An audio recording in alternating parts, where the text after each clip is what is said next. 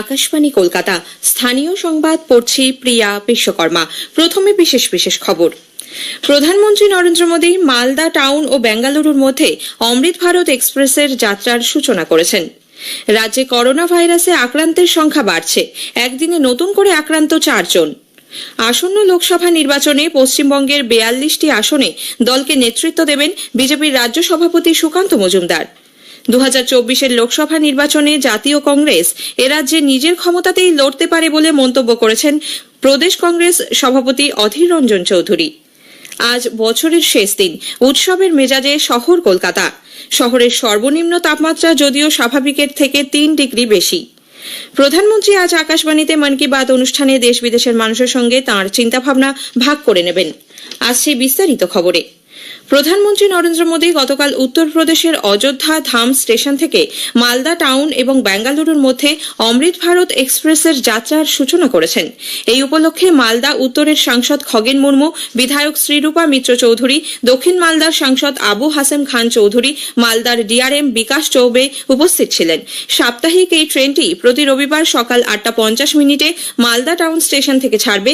মাত্র 42 ঘণ্টায় ট্রেনটি পৌঁছবে বেঙ্গালোরের স্যার এম বিশ্বেশ্বরাইয়া টার্মিনাল স্টেশনে। ফিরতি ট্রেন ব্যাঙ্গালোর থেকে ছাড়বে প্রতি মঙ্গলবার দুপুর 1:50। সব মিলিয়ে 22টি কামরার এই ট্রেনে রয়েছে 12টি নন এসি স্লিপার, 8টি জেনারেল এবং 2টি লাগেজ ভ্যান। আছে ডিজিটাল ডিসপ্লে বোর্ড। প্রতিটি কামরায় সিসি ক্যামেরা, দিব্যাঙ্গদের জন্য আলাদা টয়লেট এবং দৃষ্টিহীনদের জন্য ব্রেইল ব্যবস্থা রয়েছে। এদিন বর্ধমান স্টেশনে ট্রেনটিকে স্বাগত জানান বর্ধমান দুর্গাপুরের সাংসদ এস আলুওয়ালিয়া। রাত 8টায় খড়গপুর জংশন স্টেশনে এসে পৌঁছয় এই ট্রেন। সেখানে একটি সাংস্কৃতিক অনুষ্ঠানের আয়োজন করা হয়েছিল। বেলদা স্টেশনে ট্রেনটিকে স্বাগত জানান মেদিনীপুরের সাংসদ দিলীপ ঘোষ। জানা গেছে বীরভূমেও অমৃত ভারত এক্সপ্রেস 2টি স্টপেজ পাচ্ছে, একটি রামপুরহাটে এবং অন্যটি বোলপুর শান্তিনিকেতনে। বিজেপি অমৃত ভারত ট্রেনের উদ্বোধনকে ঐতিহাসিক বলে দাবি করেছে। বিরোধী দলনেতা শুভেন্দু অধিকারী বলেছেন, এ রাজ্যের মানুষ চিকিৎসা পান না, তাই বহু মানুষকে ব্যাঙ্গালোরে যেতে হয় চিকিৎসার জন্য। ব্যাঙ্গালোরে উচ্চশিক্ষারও ব্যবস্থা রয়েছে। মালদা টাউন থেকে ব্যাঙ্গালোর পর্যন্ত এই ট্রেনের উদ্বোধন করে প্রধানমন্ত্রী প্রমাণ করেছেন উন্নয়নের ক্ষেত্রে তিনি কোনো রাজনীতি করেন না। ওভারহেড তার ছিঁড়ে গত সন্ধ্যায় হাওড়া স্টেশনে ট্রেন চলাচল বিঘ্নিত হয়। বাতিল করা হয় একাধিক ট্রেন। এর জেরে সপ্তাহান্তে ভোগান্তি পোহাতে হয় যাত্রীদের। রেল সূত্রে খবর, সন্ধ্যে 7:30 থেকে হাওড়া স্টেশনের 13, 14 ও 15 নম্বর প্ল্যাটফর্ম থেকে দক্ষিণ পূর্ব রেলের কোনো লোকাল ট্রেন ছাড়েনি। বাতিল করা হয় Amta local, Panskura local, Kharagpur local. Howrah স্টেশনের রেল ইয়ার্ডের কাছে ওভারহেড তার ছিঁড়ে গিয়েছিল বলে খবর। তা মেরামতের জন্য বন্ধ রাখতে হয় বিদ্যুৎ সংযোগ। ঘণ্টা 3 পর ফের ট্রেন চলাচল স্বাভাবিক হয়। রাজ্যে করোনা ভাইরাসে আক্রান্তের সংখ্যা ক্রমশ বাড়ছে। একদিনে নতুন করে আক্রান্ত হয়েছেন আরো 4 জন। এদের মধ্যে 3 জন মহিলা এবং 1 জন পুরুষ। 3 জন বেলেঘাটা আইডিতে এবং 1 জন এসএসকেএম হাসপাতালে ভর্তি রয়েছেন। সল্টলেকের বেসরকারি হাসপাতালে ডায়ালিসিস করাতে গিয়ে উল্টোডাঙ্গার বাসিন্দা বছর 50-এর এক মহিলার কোভিড ধরা পড়ে। এরপরই তাকে বেলেঘাটা আইডি হাসপাতালে ভর্তি করা হয়। বেলেঘাটা আইডিতে চিকিৎসাধীন ম্যালেরিয়া আক্রান্ত কলকাতার বাসিন্দা 50 এক মহিলার নিউমোনিয়া ধরা পড়লে তার কোভিড টেস্ট করা হয়, রিপোর্ট পজিটিভ আসে। এদিকে গঙ্গাসাগর মেলা উপলক্ষে বিভিন্ন রাজ্য থেকে আসা সাধু, সন্ন্যাসী, পুণ্যার্থীদের জন্য বাবুঘাট এলাকায় কোভিড পরীক্ষা কেন্দ্র খোলা হচ্ছে বলে কলকাতা পুরসভার মেয়র তথা রাজ্যের মন্ত্রী ফিরহাদ হাকিম জানিয়েছেন। কোভিডের মতো উপসর্গ দেখা দিলে প্রয়োজনে RT-PCR পরীক্ষা করা হবে। সংক্রমণ ধরা পড়লে রোগীকে পাঠানো হবে বেলেঘাটা আইডিতে। আসন্ন লোকসভা নির্বাচনে পশ্চিমবঙ্গের 42টি আসনে দলকে নেতৃত্ব দেবেন বিজেপির রাজ্য সভাপতি সুকান্ত মজুমদার। গতরাতে দিল্লিতে বিজেপির সদর দপ্তর থেকে প্রকাশিত এক বিজ্ঞপ্তিতে তার নাম জানানো হয়। এতে বলা হয়েছে, জলপাইগুড়ি জেলায় সুকান্তবাবুকে সাহায্য করবেন নিত্যানন্দ মুন্সি। ওই জেলায় যুগ্মভাবে দায়িত্বে থাকছেন আনন্দময় বর্মন। কোচবিহারের দায়িত্বে থাকবেন অমিতাভ মৈত্র। আলিপুরদুয়ার জেলার দায়িত্ব দেওয়া হয়েছে সুশীল বর্মনকে। তাকে সাহায্য করবেন সুশান্ত রাভা। দার্জিলিং এর দায়িত্ব থাকছে বিশাল লামার। তাকে সহযোগিতা করবেন শুক্রা মুন্ডা ও গোবিন্দ রায়। আসন্ন লোকসভা নির্বাচনে রাজ্যে কংগ্রেস নিজের ক্ষমতাতেই লড়তে সক্ষম বলে প্রদেশ কংগ্রেস সভাপতি সাংসদ অধীর রঞ্জন চৌধুরী মন্তব্য করেছেন। গতকাল মুর্শিদাবাদে জেলা কংগ্রেস কার্যালয়ে সাংবাদিকদের মুখোমুখি হয়ে অধীরবাবু বলেন, তৃণমূল নেত্রী মুখ্যমন্ত্রী মমতা ব্যানার্জি নিজে জোটের সম্ভাবনাকে নষ্ট করেছেন। জোটের সম্ভাবনা তো দিদি নস্বাত করে দিয়েছে। বাংলার মুখ্যমন্ত্রী নিজে জোট চায় না, কারণ তার জোট করতে গেলে অসুবিধা আছে। তাকে যে কাজ দায়িত্ব দেওয়া হয়েছে সেই কাজে তাকে দোষ করতে দেওয়া অসুবিধা আছে তার। এই বাংলায় কে এলো কে গেল তা নিয়ে আমাদের মাথা ব্যথা নেই। এই বাংলায় কংগ্রেস তার নিজের ক্ষমতায় লড়বার ক্ষমতা রাখে। যেখানে আমাদের নিজের ক্ষমতা আছে সেখানে আমরা লড়বো।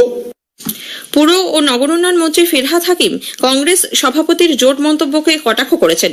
গতকাল সাংবাদিকদের প্রশ্নের জবাবে তিনি বলেন, এ রাজ্যে কংগ্রেসের কোনো বিধায়ক নেই, মুখ্যমন্ত্রী অত্যন্ত আন্তরিকভাবেই জোট করতে চাইছেন। 5 রাজ্যের বিধানসভা নির্বাচনের ফলাফলের পর INDIA জোটের কোনো অস্তিত্ব নেই বলে রাজ্যের বিরোধী দলনেতা শুভেন্দু অধিকারী মন্তব্য করেছেন। উত্তর 24 পরগনার বসিরহাটে গতকাল দলীয় কর্মী সম্মেলনে অংশ নিয়ে সাংবাদিকদের প্রশ্নের উত্তরে শুভেন্দুবাবু বলেন, ইন্ডিয়া জোট বলে কিছু নেই, ইন্ডি জোট। আর ইন্ডি জোটের মুক্ত কে হবে সেটা তাদের ব্যাপার। তো ইন্ডির এখন কোনো অস্তিত্ব নেই। আর আমরা এত বুদ্ধু ভারতীয় নই যে 28 জনকে প্রধানমন্ত্রী করব। আমাদের তো একটাই, নরেন্দ্র মোদীজি আছে। আজ 31শে জানুয়ারি 2023 সালের শেষ দিন। এই দিনকে কেন্দ্র করে ইতোমধ্যেই শহর জুড়ে উৎসবের মেজাজ চোখে পড়ছে। বিভিন্ন রেস্তোরাঁ, ক্লাব ও ডিস্কো থেকে দিনটি পালনের জন্য বিশেষ ব্যবস্থা নেওয়া হয়েছে। কলকাতা পুলিশ মদ্যপ অবস্থায় গাড়ি বা বাইক চালানো রুখতে কড়া হাতে ব্যবস্থা নেবে বলে আগেই জানিয়েছিল। আজ সকাল থেকেই শহরে নাকা চেকিং শুরু হয়েছে। পার্ক স্ট্রিট ও ধর্মতলা অঞ্চলে ভিড় সামাল দিতে ড্রোনের ব্যবহার করা হতে পারে বলেও পুলিশ সূত্রে খবর। চিড়িয়াখানা, ভিক্টোরিয়া, ইন্ডিয়ান মিউজিয়ামে ভিড় সামাল দিতে বিশেষ বন্দোবস্ত করা হয়েছে।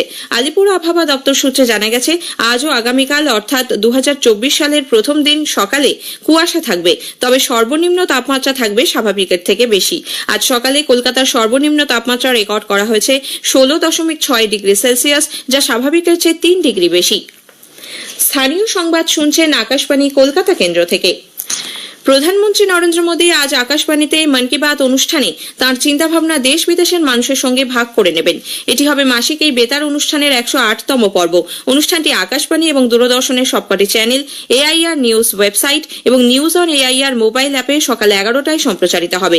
AIR news, DD news, PMO এবং তথ্য ও সম্প্রচার মন্ত্রকের ইউটিউব চ্যানেলগুলিতেও সরাসরি সম্প্রচার করা হবে মন কি বাত। হিন্দি সম্প্রচারের পরপরই আঞ্চলিক ভাষায় অনুষ্ঠানটি সম্প্রচার করা হবে। আঞ্চলিক ভাষার সম্প্রচার রাত 8টায় পুনরায় শোনা যাবে। রাষ্ট্রীয় স্বয়ংসেবক সংঘের সরসংঘ চালক ডক্টর মোহন ভাগবত দুদিনের সফরে গতকাল কলকাতায় এসেছেন।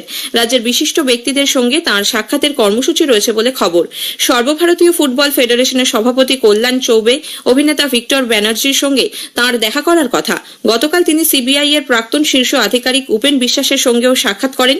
দুদিনের সফরে সাংগঠনিক বৈঠকেও অংশ নেবেন তিনি।